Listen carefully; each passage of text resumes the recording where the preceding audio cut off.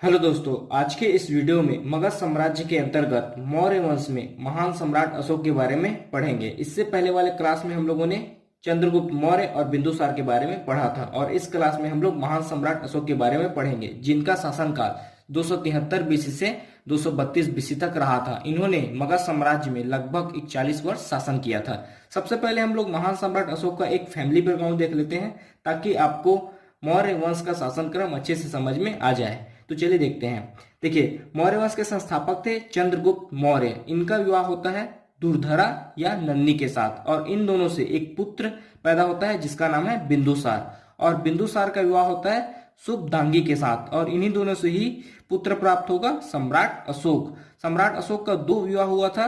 पहला हुआ था देवी से, जो कि विदेशी के व्यापारी की पुत्री है, और दूसरा विवाह हुआ था कारुवाकी से, जो कलिंग की राजकुमारी है। 261 बीसी में कलिंग विजय के बाद कारुवाकी से विवाह करते हैं सम्राट अशोक, और कारुवाकी और अशोक से एक पुत्र प्राप्त होता है जिसका नाम है तिवर, और देवी और अशोक से एक पुत्र और एक पुत्री प्राप्त होगा।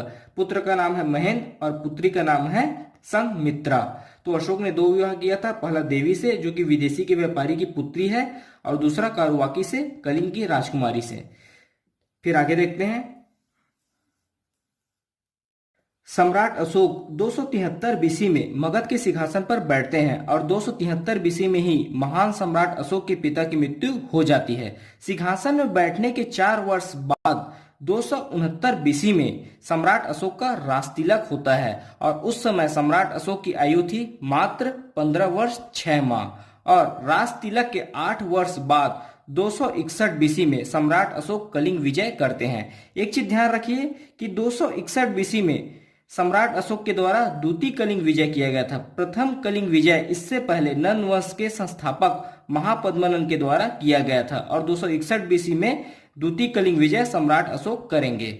फिर कलिंग विजय के 1 वर्ष बाद 260 बीसी में सम्राट अशोक शस्त्र का त्याग कर बौद्ध धर्म को अपना लेते हैं। इसका कारण था कि प्रथम कलिंग विजय में अपार जन धन की हानि हुआ था, भीषण विनाश हुआ था, बहुत सारे लोग मारे गए थे, बहुत सारी स्त्रियां विधवा हो गई थी, जिसके कारण सम्राट अशोक का हृदय परिवर्तन हो जाता है। और युद्ध के 1 वर्ष बाद 260 बीसी में सम्राट अशोक निर्णय लेते हैं कि शस्त्र का त्याग करते हैं और बौद्ध धर्म को अपना लेते हैं। सम्राट अशोक की भाषा थी पाली, लेकिन जो अधिकांश शिलालेख प्राप्त हुए हैं वह प्राकृत या प्राकृतिक भाषा में प्राप्त हुए हैं। सम्राट अशोक की मुद्रा का नाम था कर्षपर्ण या पर्ण और सम्राट अशोक की राजधानी थी पाटलिपुत्र। सम्राट अशोक के शासनकाल में 251 बीसी में हुआ था तीसरी बौद्ध संगीति, जिसके अध्यक्ष बनाए गए थे मोगली पुत्र तिष्क।